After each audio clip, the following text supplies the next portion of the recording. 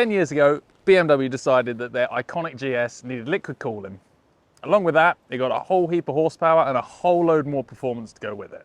Now, BMW's reinvented the GS with the new 1300, so we thought it'd be a good time to take a look back at the last generation, the pinnacle of which was the R1250 GS. Now, this bike to me, it's like putting on an old shoe that I've had for 20 years. Oh, it's like a big comfortable old sofa. It's so comfortable. I could be blindfolded. I'd know where every button was, every switch was. I'd know which things need check-in after 2,000 miles of off-road riding. I have spent so much time riding this generation of GS that I can't help but get on one and love it, even in the light of the new model. Feels like I've come home.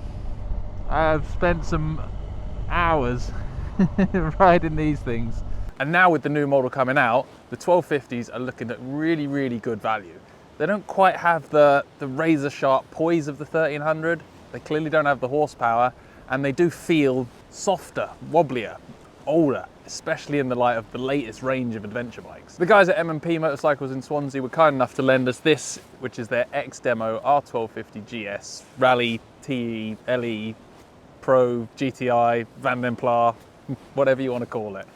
All I know is it's got the fancy paintwork, the gold wheels, and heated seats. Ha ha!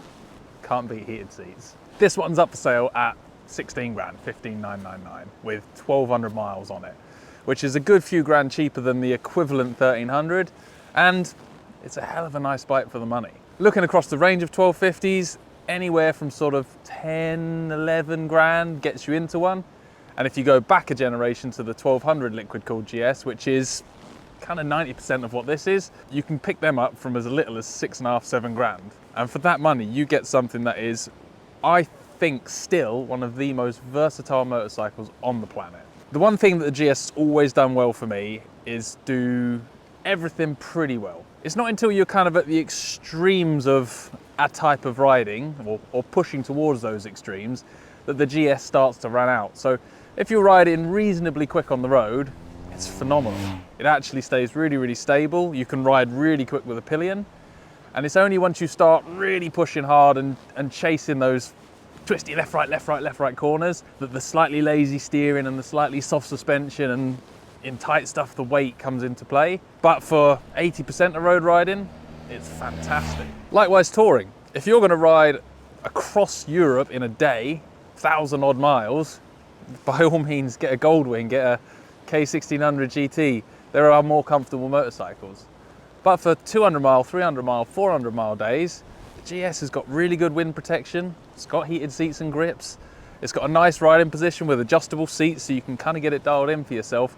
It does that stuff pretty well. And of course off-road, which is one of the big talking points. It makes riding a 250 kilo bike off-road as easy as that's possible to be, if that makes sense. You can't hide from the weight, but the really good fueling, the really smooth throttle response, and the fact it carries its weight low down means you get away with a lot more than you ought to. Gravel roads, dirt trails, kind of stuff like that, it's an absolute joy on. You can take it stupid places. I've very much enjoyed doing so. But once you get to its limit or your limit, it does start to come unstuck. But again, we're talking at the more extreme ends of what's possible off-road. And that, you know, is not sexy. It's not exciting. It's never gonna be the fastest bike in the world, the comfiest bike in the world, it's never gonna win any one category. But in the same breath, it will just jump on and do everything in the same ride, on the same day. And I've yet to try another bike that does that as well for my riding style as the GS.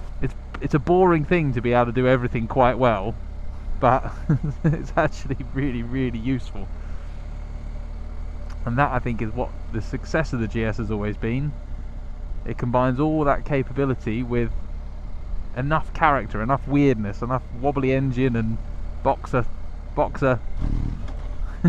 character and brap. Things to keep an eye out for when you're buying a second-hand one. Not too much. That's one of my sort of favourite things about this bike is they're pretty tough, but exhaust valves, especially if they're sat for a while, can stick. You can tell that by putting your finger on the exhaust valve cover, which is the black plastic bit, and turning the bike on, and you'll feel a bzzzt, bzzzt, and that'll be the exhaust valve setting. They can seize and stick. Throw it in the bin, fit a decat, fit a nice full system, or just take it apart, lube it, put it back together. But That's one thing to be aware of. If they've been used off-road, it's not a bad thing. They're built for that and they're properly tough at it. But watch out for scuffs on the edges of the rims, the shape of the rim on the GS, especially these spoked ones. They pick up scratches and scuffs when you're in ruts pretty easily. And likewise, things like the rear brake pedal and the gear lever get knocked about because they're quite low. So keep an eye on those. It's things worth haggling over. They're not something that would put me off buying one. Only major things I'd ever worry about with these are, especially the ones with the big foot pegs, the big rally foot pegs. If it's been used off-road and you roll backwards hard into something, so if someone falls backwards down a hill and hits those foot pegs, it can do some damage to the frame. It can bend the frame. It's pretty extreme circumstances that happens in, but if you've got one that's showing signs of off-road use, just have a look for above and make sure the foot pegs are both pointing the same way and not wonky. Again, the frame's not going to snap, it's not a problem, but you don't want to buy a bike with a bent frame and wonky footrests if you didn't know you were buying a bike like that. Other than that, one of the things BMW's always done well for is customer care, warranty, after sales. So generally that warranty stuff should all have been done. Make sure any service recalls have been taken care of. There was one on, I think, forks a few years back on the earlier GS's. So there's a few things to be aware of over the years, but generally, they're a tough bike and they put up with years and years of abuse. Only other things to look out for are any error codes that pop up on the dash. These have got, the ones with the TFTs have got so much information on the dash, so any faults that are in the bike will pop up on there. And just have a little feel of all the bushes on the suspension, front and rear. Again, it tends to be ones that are used in lots of bad weather and lots of off-road use. You can start to wear the bushes on the suspension, things like that. Again, not an end of the world thing, but you want to know any faults before you buy the thing because you can consider that in the price. The accessories that I think are really worth having, the Pro Riding Pack, which gives you Dynamic Pro and Enduro Pro, just kind of gives you a bit more freedom to tailor the bike settings to what you want. The electronic suspension, the Dynamic ESA is a really good system.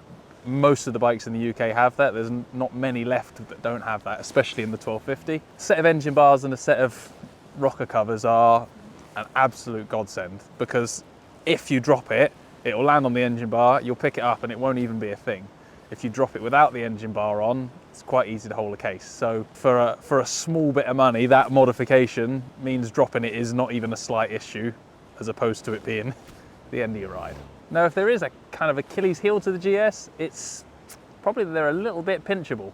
Especially in big cities, they do go missing and a lot of them get broken up for parts and then those parts shipped all over the world. It's a popular bike the world over, so there's a market for that stuff, which it sucks. But thankfully they all come with data tag on them, so if you do buy a second-hand one, make sure you re-register that data tag system to your name and address, so if there's any incident and the police need to contact you, they'll contact you, not the previous owner. So there it is. I'm just going to cut to a gratuitous montage of all of the fun we've had on the 1200 Rally, 1250 and everything in between over the last few years.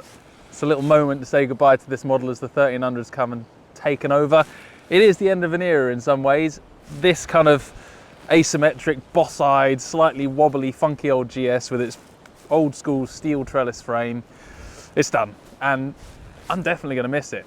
I love the 1300, I think it's a fantastic bike, but this thing, there's something special about it, and it probably strikes one of the best balances between kind of characterfulness and wobbly weirdness and modern enough performance to really enjoy it on a sunny day. What a bike.